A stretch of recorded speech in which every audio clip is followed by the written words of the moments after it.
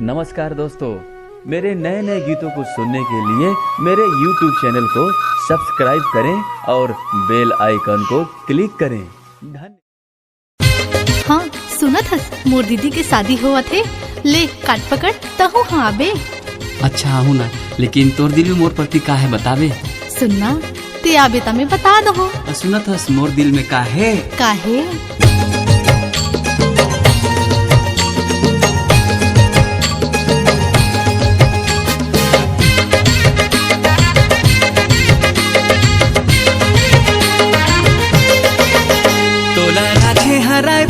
करे जा भीतरी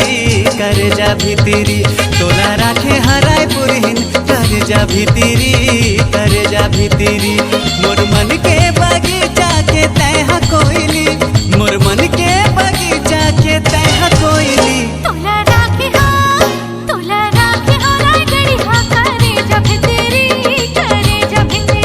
तोला राखे हराय गड़ी हाँ करे जा भीतरी तोला राखे हराय पुरहिन करे जा भीतरी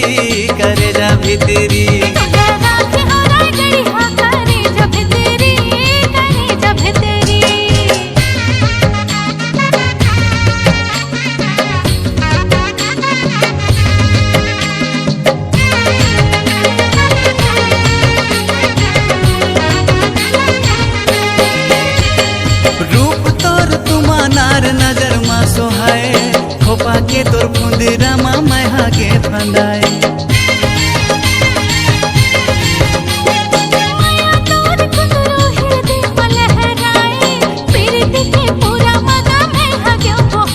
तोर मन के भौरा मैं हाथे हाथी तिली, तोर मन के भौरा मैं हाथे हाथी तिली। तोला राखे हराय गड़ी हाँ करे जा भीतरी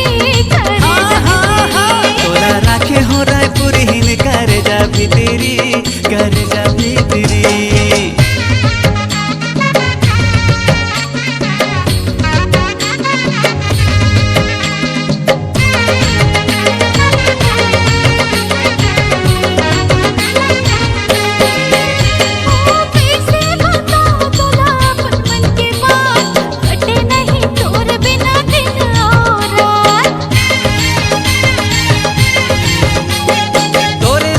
लागे नहीं मोला भूख प्यास, अंगना तोर लेके आहूँ डोला औ बारात।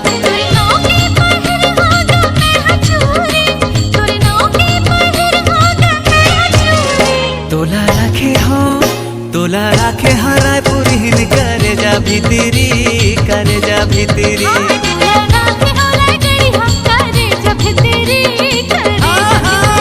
तोला राखे हराय पुरहिन करे जा भीतरी।